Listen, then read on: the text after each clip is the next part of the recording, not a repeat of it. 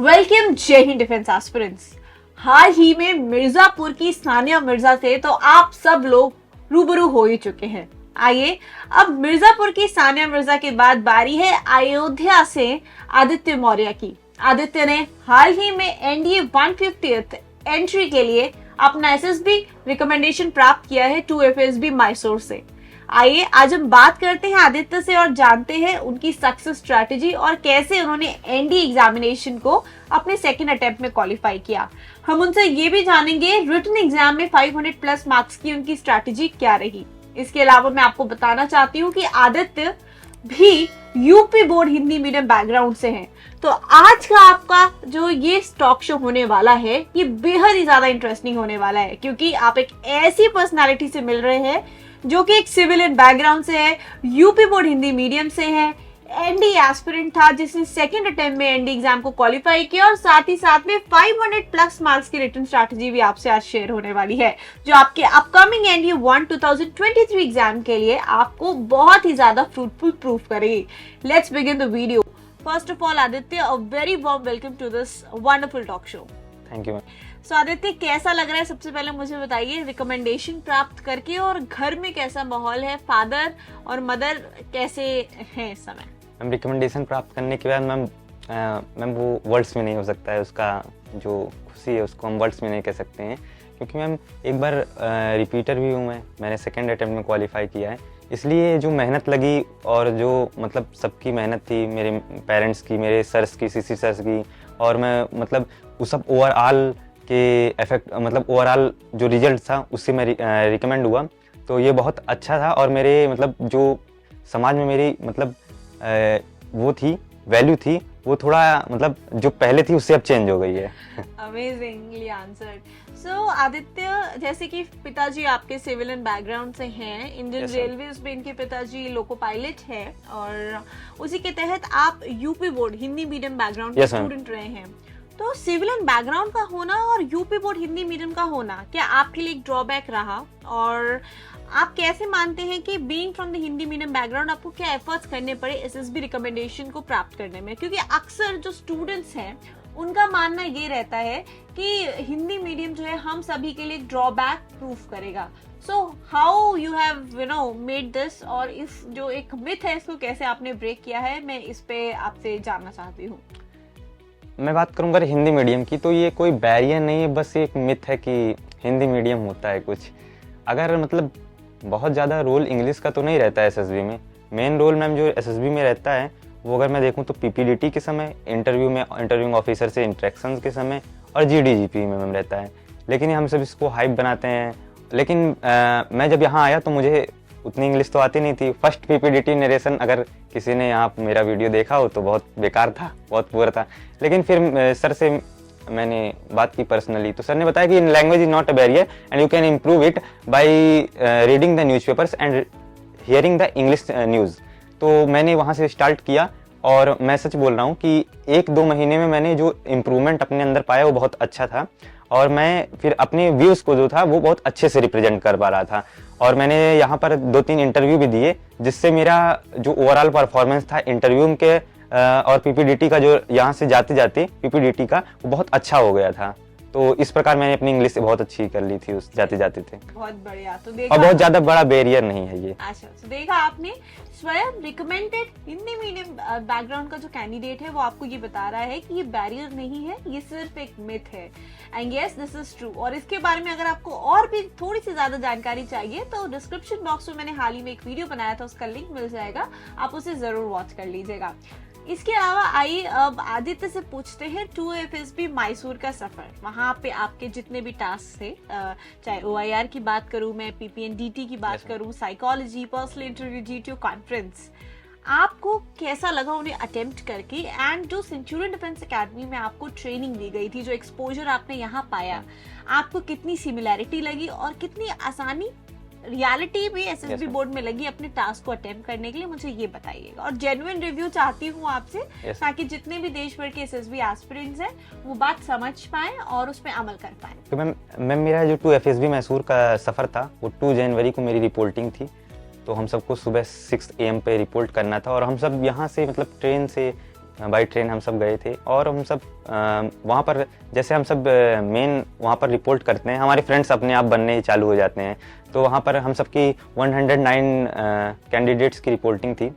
We all were, फिर हमको chest number दिया गया।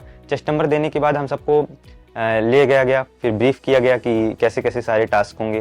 फिर उसके बाद हमें यहाँ पर सबसे पहले सारे डॉक्यूमेंट्स फिलिंग करने के बाद हम सबको OIR दिया गया।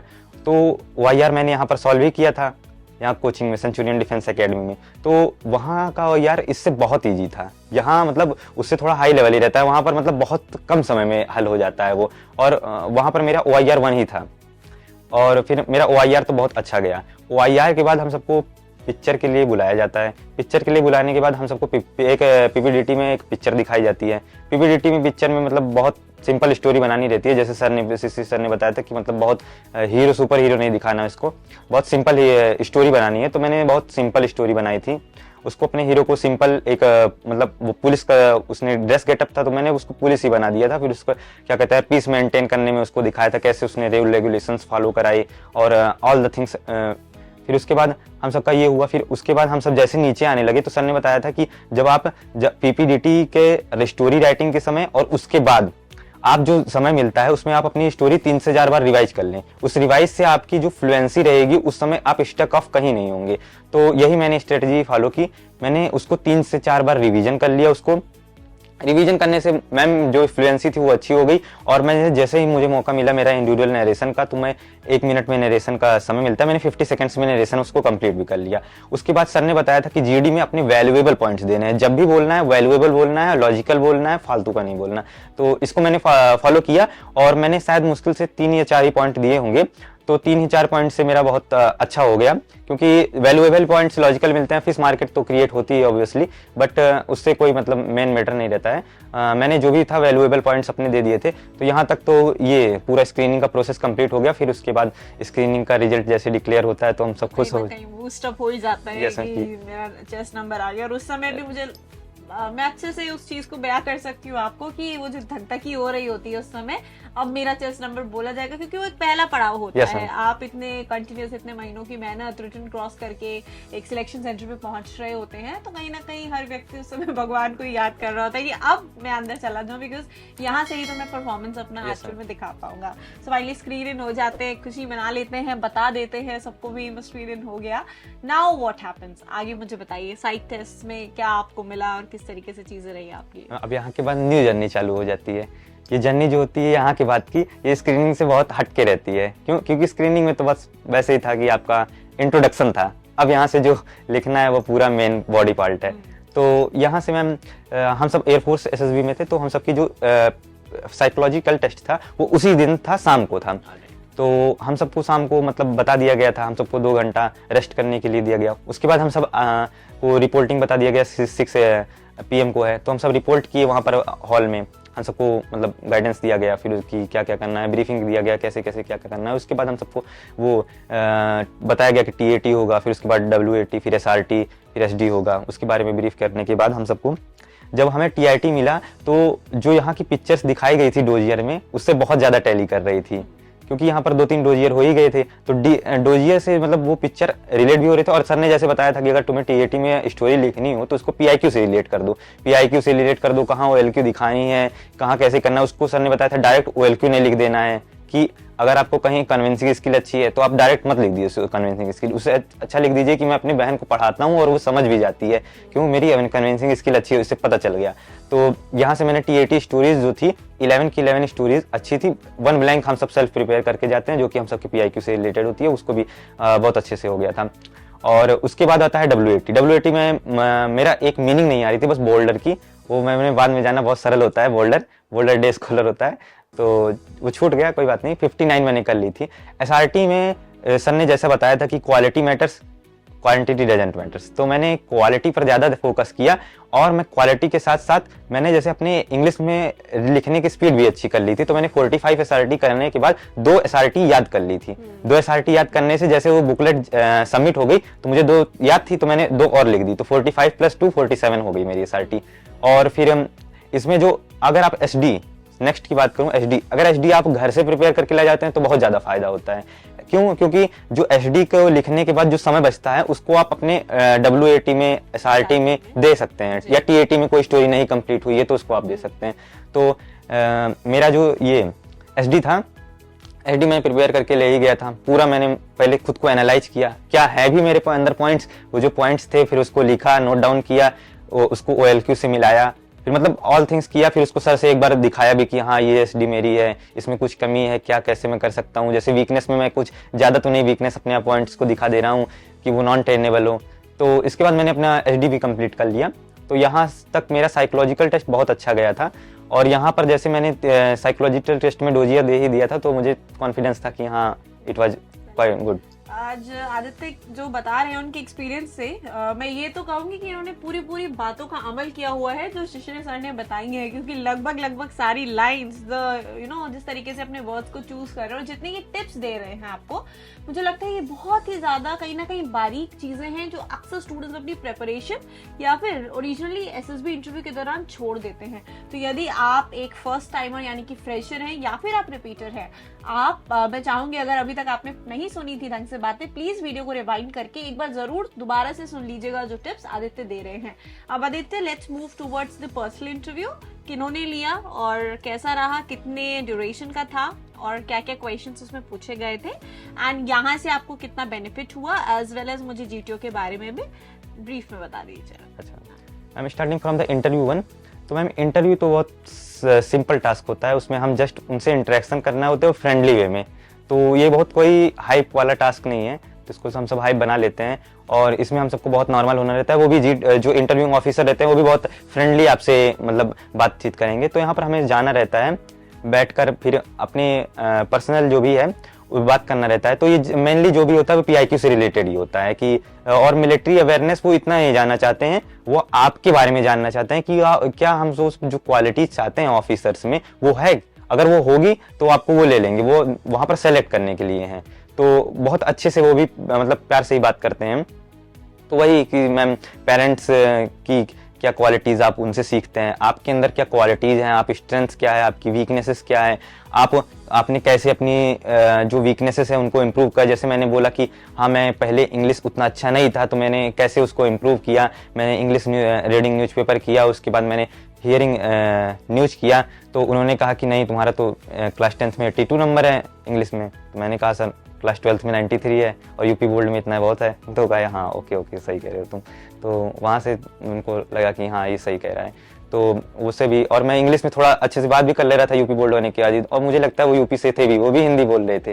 तो मुझे लगा कि हाँ ये शायद यूपी से ही है, बल्कि मेरा मैसूर में ही था। देखिए इंटरव्यूइंग ऑफिसर भी हिंदी में बात उन्होंने किया, और इसी तरीके से एक इंटरव्यू मुझे आज भी याद आ रहा है, सानिया मिर्जा का सर ने लिया था। तो वहां पे भी उन्होंने स्टार्टिंग में हिंदी में क्वेश्चंस पूछे गए थे। तो काफी सारे स्टूडेंट्स के नीचे कमेंट्स आ रहे थे कि हिंदी में भी इंटरव्यू हो सकता है। देखिए वो डिपेंड करता है अंदर का सीन कैसा है और आपके इंटरव्यूइंग ऑफिसर कैसे हैं, बिकॉज अल्टीमेटली जैसे आदित्य ने बताया, द गोल इज आपको पर्सनालिटी चेक होना है। आपके OLQs के लिए वो चेक करेंगे कि आप पैरामीटर्स में है कि नहीं, और आपके अंदर वो ऑफिसर लाइक मटेरियल है कि नहीं है। Isn't it? यस। चलिए नेक्स्ट मैम, इसके बाद बहुत इंटरव्यू बहुत इजीली होता है। फिर उसके बाद वो अंतिम में ये भी पूछते हैं कि अगर आपको कुछ हमसे क्वेश्चन पूछना है तो पूछ लीजिए, नहीं तो चलिए। आप कॉन्फिडेंट थे तो आप कह रहे हैं कि इंटरव्यू इज वेरी इजी, है ना? यस मैम, इंटरव्यू यहाँ पर हो गया था। तो मैम वो जो क्वेश्चंस थे वो यहाँ के रिपीटेशन में थे, वही जनरली PIQ से रिलेटेड रहता भी है। और अगर मैं अगर कोई भी चाहे तो उसको अपने PIQ से वो मेहनत करके खुद से भी कर सकता है। वो PIQ से अपना क्वेश्चन नोट करे, अपने से भी इनिशिएटिव लेकर उसको करना भी चाहिए। तो PIQ, फिर उसके बाद इंटरव्यू अच्छा हो जाता है मैम।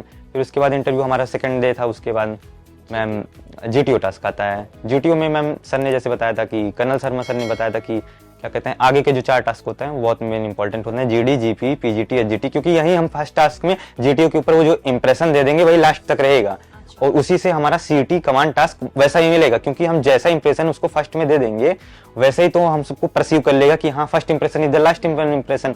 तो मैंने इसीलिए अपना GD और GP में वैल्यूएबल पॉइंट्स दे रहा था और ज्यादा से ज्यादा लॉजिकल पॉइंट्स देने का प्रयास कर रहा था। तो GD में भी मैंने जो भी था पॉइंट्स अच्छे दिए थे। यहाँ से एक GD कॉपी भी हो गया था, वहाँ पर यहाँ का GD वहाँ पर आ भी गया था। चलिए बढ़िया।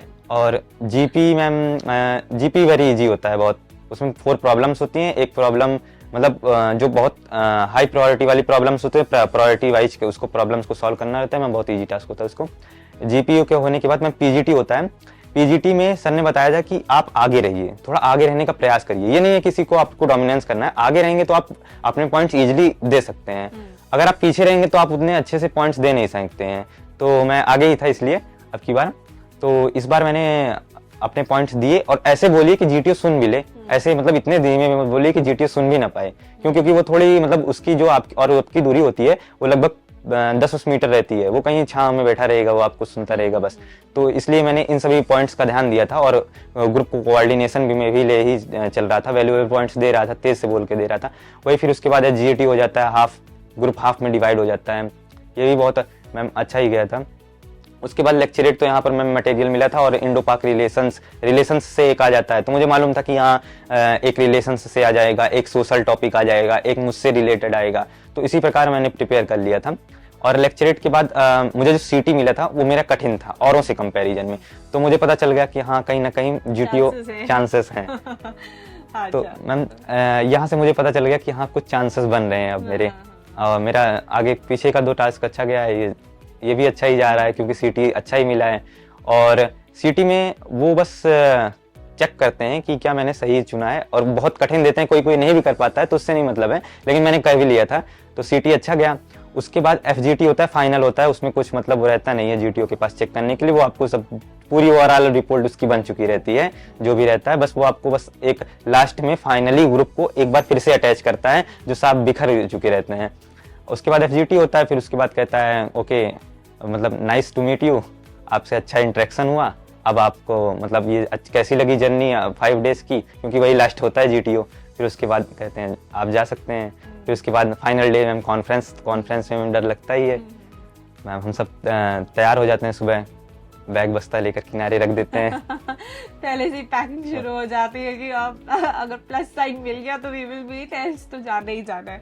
चलिए ये डेफिनेट सी बात है, जो एसएसबी में जा चुके हैं उन्हें वो इस फीलिंग से मुझे लगता है ज्यादा रिलेट कर सकते हैं जी मैम। फिर उसके बाद हॉल में बैठाया जाता है, फिर उसको बुलाया जाता है बारी बारी, चेस्ट नंबर इतना इतना इतना, आपसे पहले भी 3 लोग जाते ही रहेंगे, आपका चेस्ट नंबर डिस्प्ले बोर्ड पर से शो होगा, फिर आपको जाना रहेगा। मेरा कॉन्फ्रेंस मेरे जाने से वहाँ पर एक बात थी, वहाँ पर जिसका रिकमेंडेशन होना था उसका कॉन्फ्रेंस उसके पहले 10 मिनट चल रहा था डिस्कशन, हाँ तभी उसको बुला रहे थे, तो मेरा भी कुछ चलने लगा, मुझे भी कुछ होप हुई, लेकिन कुछ डर भी लग रहा था। फिर मैं जो वहाँ गया तो भाई कुछ शौक लग जाता है, क्योंकि वहाँ पर इतने सारे ऑफिसर्स 20 ऑफिसर्स लगभग बैठे रहते हैं और सारे के सारे ब्लू ड्रेस में, तो कुछ वो लगता है। तो उसने बस मुझसे जो प्रेसिडेंट नहीं डिप्टी प्रेसिडेंट ने मुझसे एक सिंपल क्वेश्चन पूछा, from Aditya okay nice city here and from where do you motivate to join the arm forces, तो आई हैव सेड कि I get self motivated to join the arm forces. तो उन्होंने कहा no no no no no no कुछ दूसरा बताओ मुझे, अच्छे से बताओ मुझे। तो मैंने कहा सर मैं मतलब जब अपने स्कूल में था एसएसबी इंटर कॉलेज में, तो मेरे एक सीनियर थे, उन्होंने एनडीए क्रैक किया था, वो आए थे, उन्होंने गाइड मतलब बताया कि हाँ ये एनडीए आप भी क्रैक कर सकते हैं, और मैं इससे मोटिवेट हुआ, मैंने इसलिए एनसीसी भी की, तो मेरा यहाँ प्लस पॉइंट हो गया कि मैंने एनसीसी भी की थी। तो उन्होंने कहा okay okay Aditya nice to meet you, any suggestion, और यहाँ का आपका स्टे कैसा रहा? तो मैंने कहा सर ऑलवेज फाइन सर। तो उन्होंने कहा अच्छा आप जा सकते हैं। तो मैं गया, फिर उसके बाद हम सबको फिर वहाँ हॉल में बैठा देते हैं, फिर उसके बाद हम सबका recommend chest number call out हुआ, 11 were recommended, 10 were fresher and 1 was repeater, I was repeater. चलिए बहुत बढ़िया। तो आप समझ सकते हैं कि वो जो एक एक करके जब आपके रिकमेंडेशन के लिए जब चेस्ट नंबर कॉल कर रहे होते हैं और एकदम से आपका जब नंबर मुझे लगता है फ्लैश हुआ होगा चेस्ट नंबर, तो कहीं ना कहीं पूरी जर्नी आईज के सामने आ जाती है कि हमने कितना हार्ड वर्क पुट किया और हमारा जो बचपन का एक ड्रीम होता है वो फुलफिल हो गया। इसके अलावा मुझे आदित्य ये बताइए, जो जीटीओ आपने ग्राउंड पे यहाँ प्रैक्टिस किया और जो उधर आपको इंडिविजुअल ऑब्स्टेकल्स या पीजीटी वगैरह फेस करने को मिले, हेल्पफुल था आपको? मतलब जेन्युइनली जो चीजें यहाँ पे मैम यहाँ का जो आईओ था एकदम सेम टू सेम यहाँ पर वहाँ पर भी था, एकदम सेम टू सेम, बल्कि यहाँ पर तो कुछ डिफिकल्ट भी था, वहाँ पर तो उससे भी इजी रहते हैं। अगर आप थोड़ा भी फिजिकली फिट है तो कर लेंगे उसको, बहुत इजीली कर लेंगे, एकदम सेम टू सेम वहाँ पर जो जीटीओ का रहते हैं जीओआर। और यहाँ पर तो कुछ ज्यादा ही पीजीटी में ऑब्स्टेकल्स थे, टफ थे, वहाँ तो पीजीटी के ऑब्स्टेकल्स मतलब एयरफोर्स एसएसबी में बहुत सरल रहते हैं। उसमें बस जो मतलब ऐसे करके लगाना रहता है कि कैंटिलीवर टाइप का बन जाए और बहुत इजीली सॉल्व हो जाता है। बहुत तो thank you to this academy. Thank you so much Aditya, आप अयोध्या से यहाँ आए, टाइम निकाला, और आदित्य ने जो है सेंचुरियन डिफेंस एकेडमी के ऑलमोस्ट सभी बैचेस के स्टूडेंट्स को एड्रेस किया, अपनी सक्सेस स्टोरी शेयर करी है। आदित्य, इसी के साथ में सर शिशिर दीक्षित की तरफ से, टीम सेंचुरियन की तरफ से मैं आपको ढेर सारी शुभकामनाएं देती हूँ आपकी नेशनल डिफेंस एकेडमी की ज्वाइनिंग के लिए, और हम कामना और उम्मीद करते हैं कि आप बेहद ही अच्छी ऑल इंडिया रैंक से आप नेशनल डिफेंस एकेडमी के प्रांगण में कदम रखेंगे। और आज के आपके स्टॉक शो से मैं आपको बताना चाहती हूँ, आप बहुत सारे इंडिया एस्पिरेंट्स के लिए प्रेरणा का स्रोत होने वाले हैं जब वो आपको सुनेंगे। Thank you so much for joining in, बहुत बहुत शुभकामनाएं आपको, आपके पूरे परिवार को। Thank you.